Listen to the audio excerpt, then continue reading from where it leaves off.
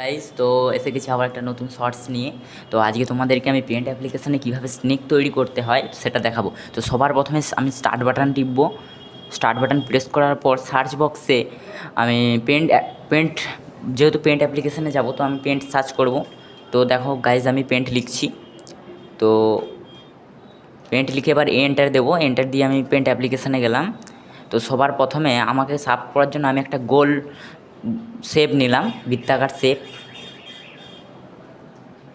নেওয়ার পর আমি গোল শেপেই দুটো চোখ আঁকলাম। দেখো গাইজ, আমি কীভাবে আঁকছি, তোমরাও এভাবে আঁকবে।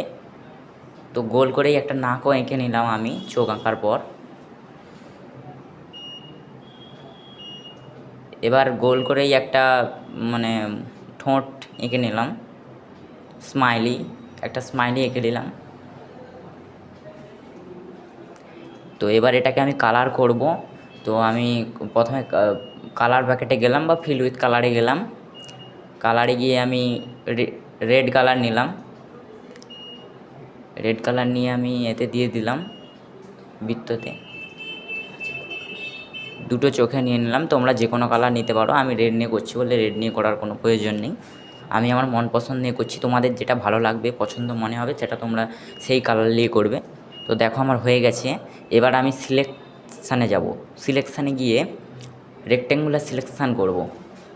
সিলেকশান করে গোলটাকে পুরো সিলেক্ট করে নেব। সিলেক্ট করে ছেড়ে দেবো মাউস। তারপরে আবার আমি সিলেকশানে যাব। যে ট্রান্সপারেন্ট সিলেকশান দেখো সবার নিচে, যে ট্রান্সপারেন্ট সিলেকশান ওটাকে অন করো, ওটাকে ক্লিক করতে হবে, ঠিক আছে?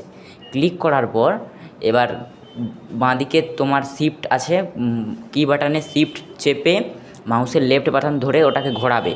তাহলেই দেখো বন্ধুরা, এই দেখো তোমাদের সাপ তৈরি হয়ে গেছে। তো তোমরাও এভাবে নিজেদের প্রয়োজন মতো মানে যে কোনো সাপ টাপ তৈরি করতে পারবে। তো এই সাপটা কেমন লাগলো তোমরা কমেন্টে লিখে জানিও এবং আমাদের চ্যানেলটাকে লাইক অ্যান্ড সাবস্ক্রাইব করে দিও। তো ধন্যবাদ।